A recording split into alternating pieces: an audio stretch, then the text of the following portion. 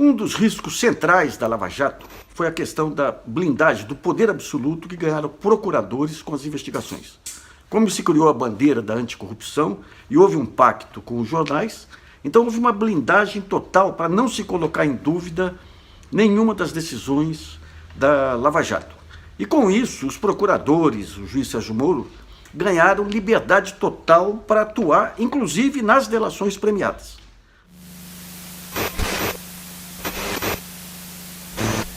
O que são as delações premiadas? Você faz um acordo com um réu, intermediado por um advogado, que vai ganhar honorários milionários aí, e por esse acordo o réu dá um conjunto de informações e cabe ao procurador e ao juiz avaliar se as informações são razoáveis ou não. E daí eles ganharam um poder absoluto, por exemplo, de reduzir multas de 15 milhões de dólares para 5 milhões, de ignorar contas que os réus tinham no exterior. Tudo isso sob o manto da necessidade de conseguir informações para aprofundar as investigações.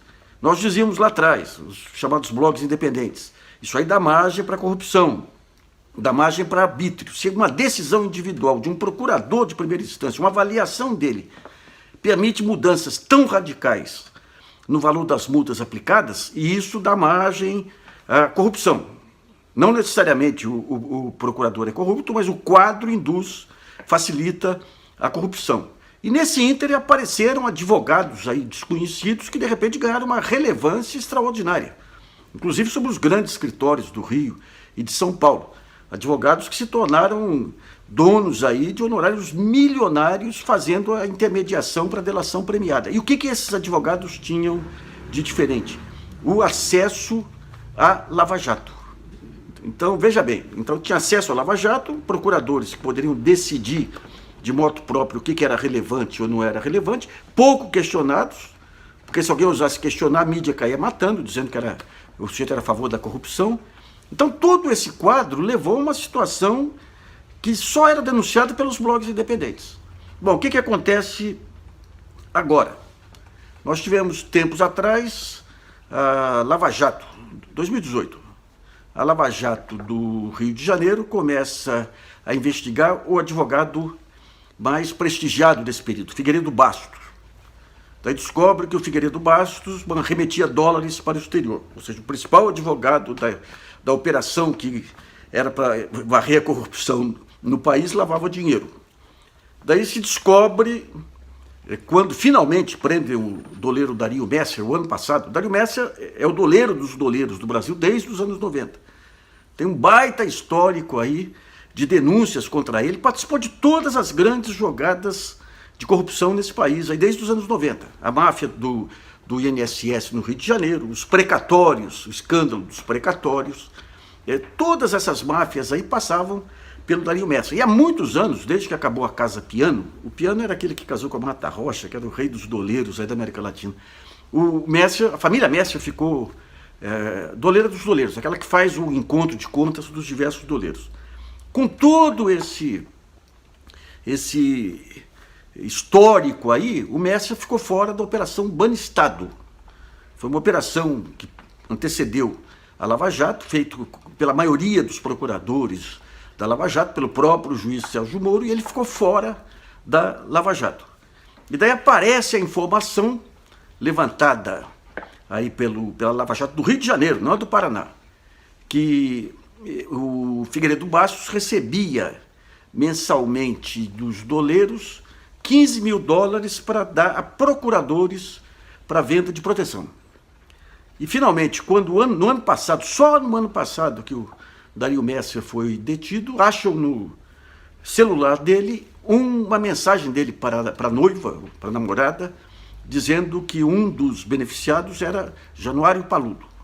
Paludo, justamente o mais antigo, o grande orientador da Lava Jato do Paraná. Os filhos de Paludo, que apareciam no Telegram, divulgado os diálogos da Intercept, eram os filhos de Paludo. Daí você, no primeiro momento, você fala, não, mas isso aí pode ser venda de prestígio, ou seja, o advogado vendia esse peixe para os doleiros e os doleiros pagavam e, no fundo, ele não tinha nada com o Paludo. Mas daí aparece, semana passada, o UOL da notícia de que o Paludo foi testemunha de defesa do Dario Messer em um processo, em uma ação de 2011. E nessa ação, o que ele disse? Que não havia nenhuma ligação entre o Dario Messer e um outro doleiro envolvido na Operação Lava Jato. A assessoria de imprensa do Ministério Público do Paraná disse que não, ele foi convocado como testemunha e só falou que estava nos autos, que não havia nenhuma informação. Ele menciona rapidamente um relatório paralelo da CPMI do Banestado aí, para dizer que a única menção ao Dario Messer foi um doleiro que falou, que era o Antônio, não sei das quantas, que é o Toninho Barcelona, que falou sobre ele, mas não comprovamos nada. Bom, daí você vai começar a investigar e pega o relatório do José Mentor, da CPMI do Banestado. Ele faz o relatório com base em informações enviadas por autoridades americanas. E você tinha pelo menos 9 indícios veementes de que o controlador de tudo era o Dario Messer.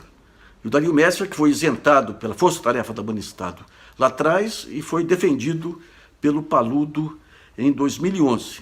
E, finalmente, uma notícia também que surge nos últimos dias, que os procuradores estão investigando a delação do outro doleiro, aquele que provavelmente era o laranja do Dario Messer, porque há suspeitas de que ele foi favorecido nas delações. Daí como é que fica?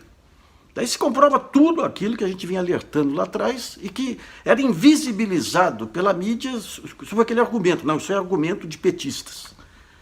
Então você tem um trabalho pela frente terrível aí de encontro do Ministério Público com a verdade para comprovar algo que o direito conhece desde tempos imemoriais. Excesso de poder leva à corrupção.